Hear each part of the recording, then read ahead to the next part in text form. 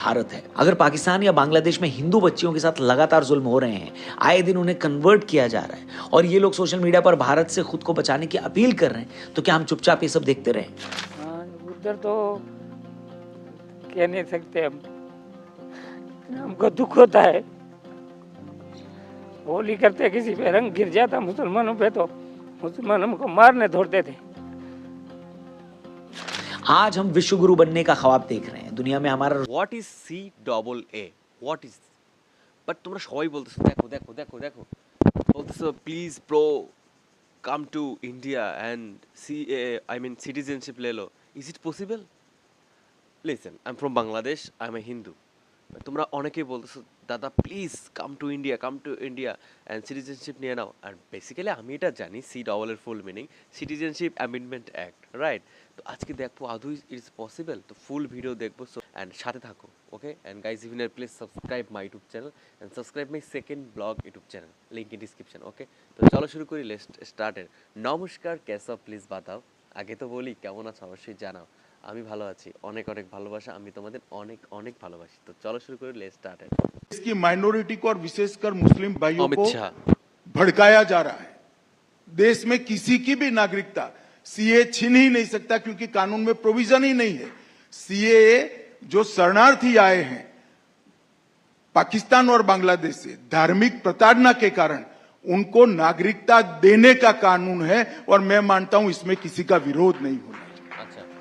तो बस finally citizen amendment act 2019 लागू हो ही गया। इसके इंप्लीमेंट होने के साथ ही अफवाहों का दौर भी शुरू हो गया है। एक लॉबी ने फिर से ये झूठ फैलाना शुरू कर दिया है कि इस अमेंडमेंट के लागू होने के बाद से भारतीय मुसलमानों की नागरिकता चली जाएगी, उनसे उनके दस्तावेज मांगे जाएंगे।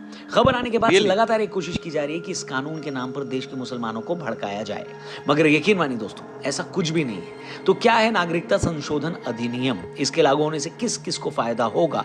क्या यह कानून भारतीय मुसलमानों के खिलाफ है? आइए एक एक करके इन तमाम सवालों के जवाब देते हैं। गृह मंत्री जी, CAA कब लागू होगा? सीए ये देश का कानून है, पत्थर पर लकीर है, ये वास्तविकता है, ये लागू होगा ही होगा और इस चुनाव के पहले होगा। इसको कोई नहीं रोक सकता। तो दोस्तों, जैसा कि हमने आपको बताया, 11 मार्च 2024 को एक अधिसूचना लाकर केंद्र सरकार ने CAA 2019 को लागू कर दिया। इस एक्ट के लागू होने के बाद से पाकिस्तान, बांग्लादेश और अफगानिस्तान से आए हिंदू, सिख, बौद्ध, पारसी, ईसाई और जैन धर्म के लोगों को भारत की नागरिकता देने का रास्ता साफ हो गया। इस कानून को लाने के पीछे भारत सरकार का मकसद ये है कि ऐसे गैर मुस्लिम जिनका इन 3 मुस्लिम देशों में धर्म के आधार पर अगर उत्पीड़न हुआ है, उन्हें भारत की नागरिकता दी जाए। इस कानून के अंडर कोई भी नॉन मुस्लिम जो 31 दिसंबर 2014 से पहले भारत आया है, वो सरकारी पोर्टल पर जाकर भारतीय नागरिकता के लिए अप्लाई कर सकता है। उसे बस ये बताना होगा कि वो भारत कब आया। आपको बता दें, 1947 में पाकिस्तान बनने के 2 साल बाद पाकिस्तान के प्रधानमंत्री लियाकत अली खान और भारत के प्रधानमंत्री जवाहरलाल नेहरू जी के बीच एक समझौता हुआ था। इस समझौते में दोनों देशों ने इस बात का आश्वासन दिया था कि वो अपने देश में रह रही माइनॉरिटीज को पूरी सुरक्षा देंगे। मगर इतने सालों में पाकिस्तान और बाद में उससे निकलकर बने बांग्लादेश में हिंदू, सिखों और बाकी माइनॉरिटीज की क्या हालत हुई, ये किसी से छिपी नहीं है। पाकिस्तान में हिंदुओं की हालत का तो इसी से अंदाजा लगाइए कि पाकिस्तान के पहले कानून मंत्री एक दलित हिंदू जोगेंद्र नाथ मंडल थे, मगर पाकिस्तान में अपने साथ हुए बुरे सलूक के चलते वो 1950 में वापस भारत आ गए और बाकी जिंदगी बंगाल में गुमनामी की जिंदगी बिताने को मजबूर हो गए। भारत में बहुत सारे लोगों का मानना था कि पाकिस्तान ने नेहरू लियाकत समझौते के तहत अपनी माइनॉरिटीज को सिक्योरिटी नहीं दी थी, इसलिए यह भारत का फर्ज है कि वो इन देशों में रहने वाले हिंदू, सिखों और बाकी अल्पसंख्यकों को सुरक्षा दे। अब आता है सबसे बड़ा सवाल या ऐसा मुद्दा जिसे लेकर लगातार अफवाहें फैलाई जा रही है। कुछ लोग लगातार ये झूठ फैला रहे हैं कि ये कानून भारतीय मुसलमानों के खिलाफ है। इससे पहले कि हम उस झूठ की पोल खोलें, आपको ये बता दें कि बहुत सारे लोगों ने वैसे प्रेडिक्ट कर लिया था कि केंद्र सरकार चुनावों से पहले CAA को लेकर नोटिफिकेशन ले ही आएगी, और ऐसा हुआ भी। वैसे प्रेडिक्शन का बड़ा रोल होता है सब जगह। जैसे मैंने एक आर्टिकल पढ़ा कि एक एस्ट्रोलॉजर ने 2018 में प्रेडिक्ट कर दिया था कि 2019 में आर्टिकल 370 हटा दिया जाएगा। वैसे ही 2019 में जब किसी को एक दिन पहले तक ये नहीं मालूम था कि ऐसा कुछ होने वाला है, एक एस्ट्रोलॉजर ने कैसे प्रेडिक्ट कर लिया। शॉकिंग है ना? और देखिए, अभी CAA भी लागू हो गया। मुझे भी काफी क्यूरियोसिटी हुई कि अपने बारे में मैं कुछ एस्ट्रोलॉजर से पूछूं, तो मैंने ऐसे एक ऐप को डाउनलोड कर लिया, नाम है एस्ट्रोटॉक। वहां पर मैंने एक एस्ट्रोलॉजर प्रिया जी से बात करी। उन्होंने मुझसे मेरा डेट ऑफ बर्थ और टाइम मांग लिया। जैसे मैंने उन्हें वो दोनों चीजें शेयर करी, उन्होंने मुझसे कहा कि क्या आप मीडिया या सोशल मीडिया से रिलेटेड एंटरटेनमेंट फील्ड में कोई काम करते हो? मैं भी एकदम शॉक में चला गया, क्योंकि मैंने उन्हें नाम और अपना फोटो वगैरह तो भेजी नहीं थी। फिर उनको कैसे पता? मैंने उनसे 2024 को लेकर काफी कुछ पूछा है, उनसे बात करके काफी क्लैरिटी भी मुझे मिल गई है। आप में से कई स्टूडेंट हैं, वर्किंग प्रोफेशनल्स हैं और सिंगल भी होंगे। काफी लोगों को पता करना होगा कब मिलेगी जॉब, इंक्रीमेंट और गर्लफ्रेंड के बारे में या फिर वाइफ के बारे में। अगर आपको भी ऐसे अपने डाउट्स क्लियर करने हैं तो अपने बहुत सारे इश्यूज को सॉल्व कर सकते हो। एस्ट्रोटॉक ऐप को डाउनलोड करिए, फर्स्ट चैट बिल्कुल फ्री मिलेगी आपको। ठीक है, वीडियो पे वापस आए और आज के मेन सवाल पे बात करते हैं कि क्या सिटीजनशिप अमेंडमेंट एक्ट भारतीय मुसलमानों के खिलाफ है। तो इस बारे में साफ कर दें कि इस कानून का भारत के मुसलमानों से कोई लेना देना नहीं है। सरकार ने भी क्लियर किया कि सीए नागरिकता देने का कानून है, न कि छीनने का, और इसका भारत के नागरिकों से कोई लेना देना नहीं है। कुछ लोग ये बोलकर इस कानून को भेदभाव वाला बता रहे हैं कि इस कानून में पाकिस्तान, बांग्लादेश और अफगानिस्तान से आने वाले सभी धर्मों के लोगों को शामिल किया गया, मगर मुसलमानों को नहीं।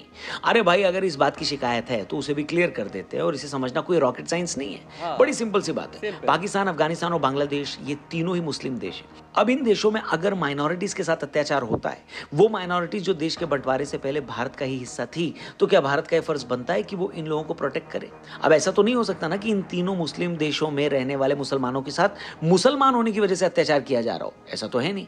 कुछ लोग ये भी आर्ग्यूमेंट देते हैं कि मगर इन देशों में शिया और अहमदिया मुसलमानों का टॉर्चर किया जाता है, तो भाई शिया और अहमदिया तो मुसलमानों का एक सेक्शन है, और सीएए धार्मिक अल्पसंख्यकों के लिए, किसी मजहब के अंदर पीड़ित लोगों के लिए नहीं। लोग ये भी तर्क देते हैं कि भाई 47 में जब पाकिस्तान धर्म के आधार पर पहले ही भारत से अलग हो चुका है, तो फिर 71 में उससे अलग होकर बांग्लादेश भी बन गया, जो अगेन मुस्लिम कंट्री है। जब पहले ही मजहब के नाम पर भारत से 2 देश निकल चुके हैं, तो अब इन देशों के भी मुसलमानों को भारत में अगर सिटीजनशिप दी जाएगी, तो फिर भारत ने अपना बंटवारा सहा ही क्यों? बताइए।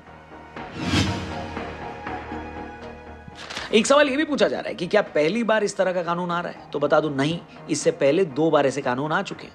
आपको बता दें, इस तरह का पहला कानून 1950 में तब आया था जब नेहरू जी देश के प्रधानमंत्री थे और डॉक्टर अंबेडकर देश के कानून मंत्री थे।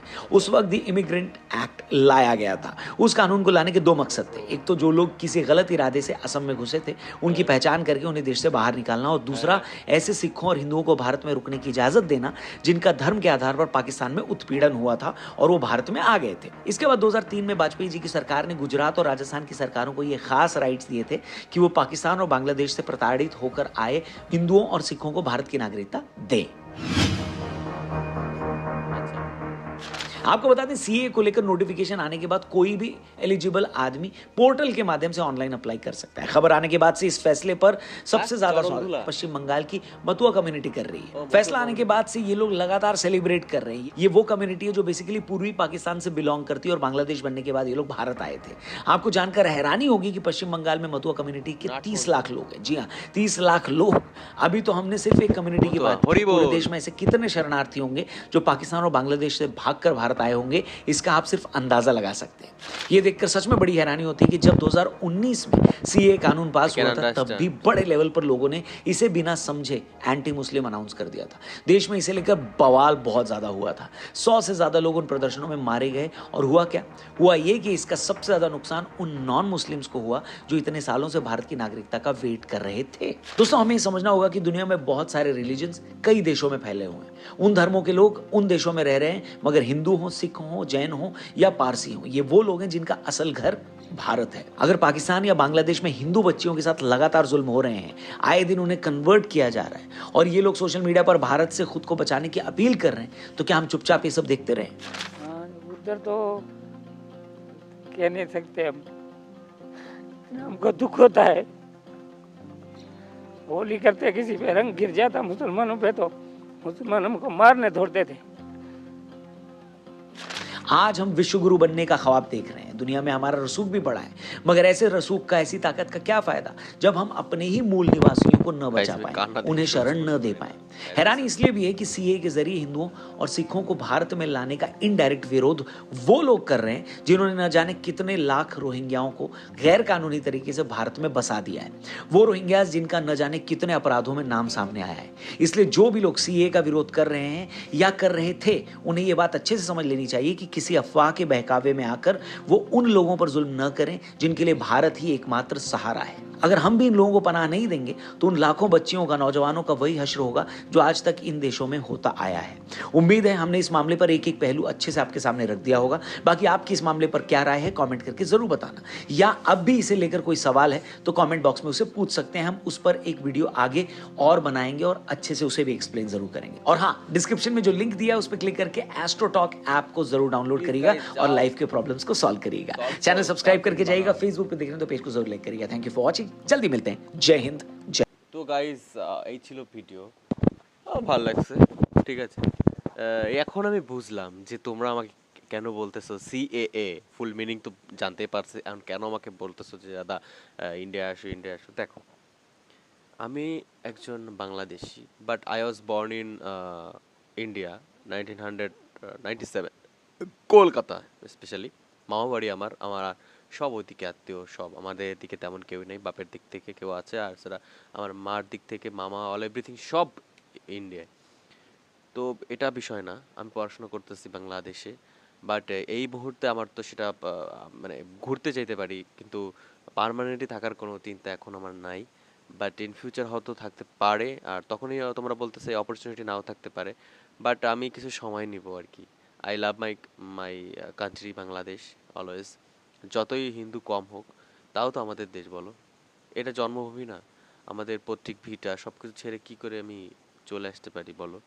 এটাও আমার দেশ, আর তোমরা আমাদের বন্ধু দেশ, অলওয়েজ সাপোর্ট করতেছো, ভালোবাসা দিচ্ছ, এটা অনেক। আমিও স্পেশালি, কে কি বলে জানি না, আমি এবং আমার ফুল ফ্যামিলি ইন্ডিয়াকে অনেক রেসপেক্ট করি, অনেক ভালোবাসি, ঠিক আছে। আর আমাদের দেশে অনেক মানুষই আছে ইন্ডিয়াকে অনেক ভালোবাসে, আর তারাও আমাদের অনেক ভালোবাসে। এই ভালোবাসাটা সারা জীবনের জন্য বজায় থাকুক, এইটাই আমি চাই। ভিডিও ভালো ছিল, আর মূল বিষয় থিমটা আমি বুঝতে পেরেছি। সো দেখা হচ্ছে নতুন কোনো রিয়াকশন বেরোতে। ভালো থাকবেন তোমরা, ভালো থাকবেন তোমরা বলতেছি, ও মাই গড, ভালো থাকবে তোমরা। নমস্কার, দেখা হচ্ছে নতুন কোনো ভিডিওতে। আর গাইজ, নতুন প্লিজ চ্যানেলটা সাবস্ক্রাইব করো, আবার সেকেন্ড ব্লগে যাও, ঘুরে আসো, ভালো লাগবে।